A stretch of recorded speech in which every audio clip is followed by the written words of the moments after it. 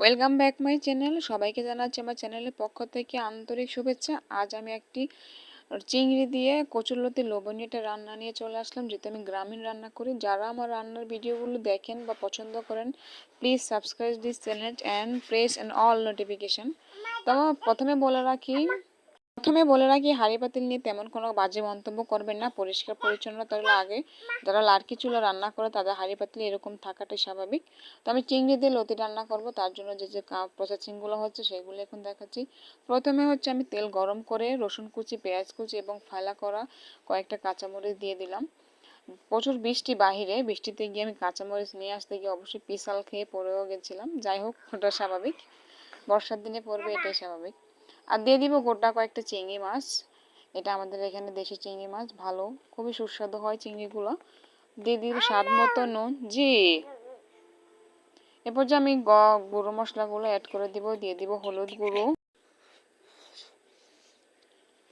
দিয়ে দিলাম ধনিয়ার গুঁড়ো, যেগুলো ঘরোয়া কিছু মশলা স্বাভাবিক, এটাই আর কি ব্যবহার করার চেষ্টা করি। গ্রামীণ রান্নাগুলোতে বেশি মশলাপাতি দেয় না, কিন্তু খেতে অনেক ভালো হয়। আর দিয়ে দিলাম লাল লাল মরিচের গুঁড়ো। একটু নাড়াচাড়া দিয়ে নিচ্ছি, নাড়া পুড়ে যাবে, সাথে পানিটা দিয়ে দিতে হবে। মশলা পুড়ে গেলে কিন্তু যে কোনো খাবার রান্না করলে টেস্টটা একদম বাজে হয়ে যায়। তো এরপর জিরার গুঁড়ো দিয়ে দিব। এখন মশলাটা আমি ভালো করে চিংড়ি মাছের সাথে সুন্দর করে কষিয়ে নেব। যখন সুন্দরভাবে কষানো হয়ে যাবে, এবার আমি আগে থেকে কেটে বেছে ধুয়ে ভাপ দিয়ে রেখেছি লতিগুলো, সেই লতিগুলো এখন দিয়ে দিব। তো লতি আমরা অনেকেই পছন্দ করি, এটা অনেকেরই প্রিয় একটা খাবার। আবার অনেকে কাটার ঝামেলার জন্য খায় না। তো এটা কাটা বাছা আসলে অনেকটা কষ্ট, আমার তো মাথা ঘুরায়, তারপরে কিছু করার নাই, আমি খাই, কারণ এটা আমার স্বাস্থ্যের জন্য প্রয়োজন। ভালো করে মশলার সাথে মিশিয়ে নিতে হবে। মশলার সাথে যখন লতিটা মিশে যাবে, আস্তে করে সুন্দর করে আমি এটাকে ডেকে দিব। তো আমি এটাকে খুব পছন্দ করি, এই রেসিপিটা আমার খুব ভালো লাগে এভাবে ভাজা করলে।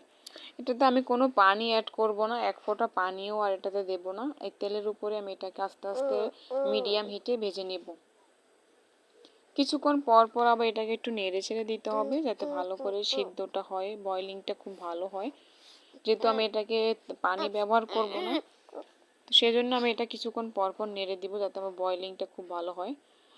যেহেতু বৃষ্টি পড়ে, দৌড় মেরে গিয়ে মেরে একটা লেবু চিড়ে বটি দিয়ে কেটে এনে এখন রসটা দিয়ে দিচ্ছি। অর্ধেক লেবুর রস দেবো আমি, এটা এলাচি লেবু, যে কোনো লেবুই দেওয়া যাবে, কোনো সমস্যা নেই।